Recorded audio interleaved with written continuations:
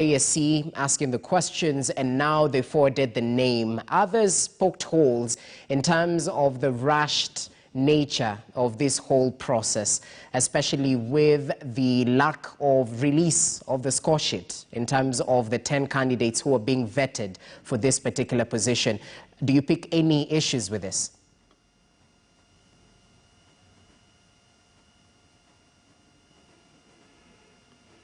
Osido, kindly unmute, if possible. I'm sorry about that. Yeah, no problem. Yeah, so I was saying that I do not pick any issues because the terms of reference of the selection panel, as per the JSC Act, was very clear and continued to be as such. The expectation was that they submit a name to the president without due regard to the scores of the other candidates. Remember that the judiciary, like in all other spheres of our governance, has been facing a lot of reforms.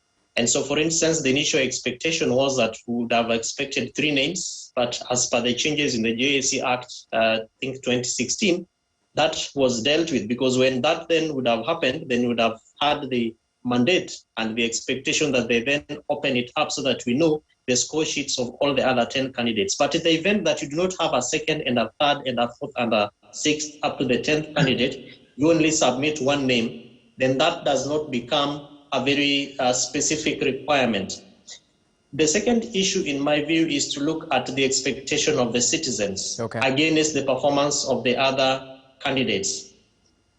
We have very high expectations of the Chief Justice in waiting. And this is because if you look at the performance of the 3 arms of government, the judiciary has been one that has been playing in terms of limbo.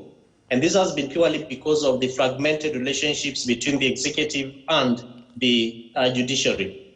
And this is particularly coined to the personality traits of the President of the Supreme Court, so being the Chief Justice. Chief Justice Maraga, in my view, in his earlier days, performed with the expectations of the citizens in terms of what you require from a Supreme Court when, for example, you have a presidential petition. I will be quite interested to look at how Justice Koome, Chief Justice Koome, in the event that we have a presidential petition, will perform, and particularly because of the question that you raised, because some of the candidates, particularly Supreme Fred Ngatia, SC, Senior Counsel, has raised questions around what you asked, which is a score sheet. And many people have continued to, coin that and relate it to maybe some unforeseen hands that had a play in terms of how the selection panel moved on to be able to nominate Mheshimiwa Justice Martha Koome. So those are questions, Jesse, that will continue to play in the minds of Kenyans. All right. And especially because we are having a pending election in 2022. And in the event that then we have a presidential petition, then the questions around the performance of the Chief Justice will then come to the fore. The rest of the issues I would have mentioned, I think the other speakers have already talked about in the story, which basically have to do with the swearing in of the 41, now 40 judges, because we have one that passed on. And of course, institutions of the Supreme Court, judicial performance, ICT, opening up the court to the citizens. Chief Justice Maraga came up with alternative dispute mechanisms that was very broadly accepted and embraced by the judiciary. Will she be able to fast track the successes? That then made it very easy to have the citizens have stronger confidence in the judiciary, particularly in the Supreme Court. Issues to do with the intergovernmental relationships, executive and judiciary. She said that she would want to have a conversation with a dialogue with the president. I am looking forward to, after she's already been vetted by Parliament, her sitting with the president and how that kind of conversation will go. So we have quite some expectations. Yeah. And thank you. Okay, expectations are definitely high, and as one speaker mentioned, we need a Chief Justice who is politically and legally savvy. Speaking of politically savvy, Martin Owino, the role of Parliament, especially in filling the coffers of the judiciary, has come under the microscope time and time again, and this will definitely be an issue the incoming CJ will have to deal with, her relationship with the two arms of government. Talk to us about what you expect in terms of the Kenyans' expectations in the office of the Chief Justice. Rogers, this is where I'm really annoyed, but I'm guided by my African proverbs. This one is from Nigeria. It says, no matter how hot your anger is, you cannot cook the yam. Now, if you check even how the panel was constituted, and now it is going to JLAC. Who is the chair of JLAC? Now it will come to. You remember the tax where we all said nay? The person who was in the chair said the ayes have it. Yeah. Against the high tide. Even in Parliament, this one will pass against the Constitution, fairness in representation and equitable distribution of these opportunities. It's a very sad thing. But what Kenyans really need from the office of the CJ, one of them is fairness in discharging cases. And you cannot have fairness if you don't have fair selection of panel and also putting into office those who are supposed to discharge those fair. That is the quagmire we have. Okay. And me, I'll stand up, I'll vote no, even if it doesn't count, because we cannot, and I said it earlier, you cannot have the CEO, the AG, and the CJ from one region. That's against the Constitution, really. Fairness distribution of those opportunities. Well noted. Kasim Tandaza, I'm sure he's shared your point of view on this particular issue, equal representation and fairness while at it.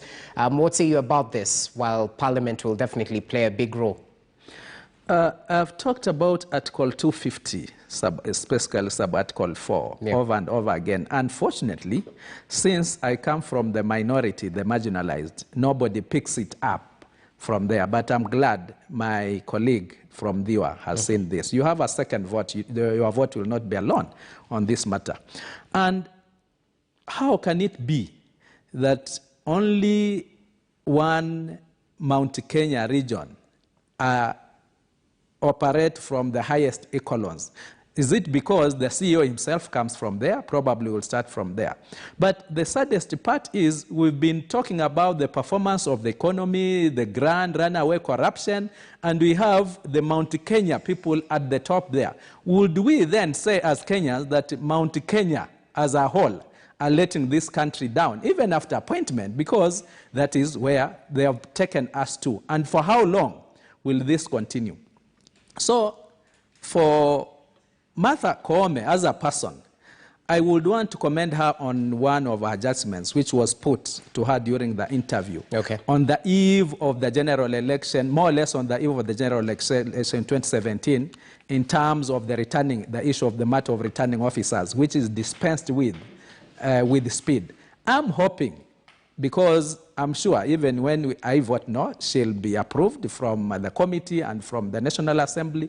I'm hoping once she sits, she will go now with the same zeal in matters of those pending cases, for specifically the issue of the matters of BBI, which are pending in court. This, I think, should fall under her ambit as a very, very urgent matter and of a very serious national importance. If it will not have been dispensed by then, I hope she will move with the same speed and say tomorrow, this matter is over. Whichever way, it's going to be there is going to be dispensed with. Okay. But to me, time is of essence. Time is definitely of essence. Matters of national importance. Okay, quite noted. Dr. Luchetu, your final remark on this. A big entry for the incoming Chief Justice. It's a transitional process in the political landscape of the country.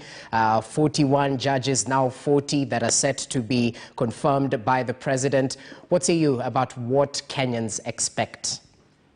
Thank you. I think Kenyans are very expectant, especially from the history and the track record of the nominee having worked with the FIDA and being in the judiciary for around 34 years or so. Kenyans are very expectant because there is a problem that we are faced by the fact that the president actually did not go ahead and appoint those judges, and that is something that we expect. And probably now that they are all coming from the same region, and the fact that he had mentioned about the approach he's going to use, probably the president could actually name them as soon as possible. This is something expected. But however, key thing for Kenyans is that we know the apex court is actually for settling political scores, and that's why almost everybody is trailing, looking at the 2022, and that's why all this issue actually arise. Okay. But we want to see a Chief Justice can actually ensure that the wheels of justice are moving quickly. And I'm happy that the authoritative dispute mechanism that actually was set up by Justice Mutunga and now implemented very well by Maraga, so far, if we went that direction, can we ensure that actually cases do not take too long? Justice delayed is actually justice denied, and that is something that we are looking at, that the new Chief Justice can actually ensure that every other Kenyan gets fairness. However, for me, my own personal view, I was for the idea that I thought will have actually taken an outsider, because from sentiments raised by several practitioners that actually there's corruption within judiciary. Then how do we actually expect an insider to solve that problem? That is the question that we will be looking forward to see, that the new Chief Justice can actually root out this problem. A matter of sending a thief to catch a thief, I think. Well, thank you. We'll leave it at that. Speculation it is, but the wheels of justice definitely grind. Issues to do with it grinding slow should be addressed. Many thanks, gentlemen. Dr. Luchetu Likaka, political analyst, giving us his input right here on the show. We're also joined in studio this time round, Kasim Tandaza, all the way from Matuga constituency. Many thanks for making time. And via way of Zoom, we appreciate the presence of Kevin Osido, governance expert, a familiar face right here on the show. And last but definitely not least, Ward Chief Martin Owino.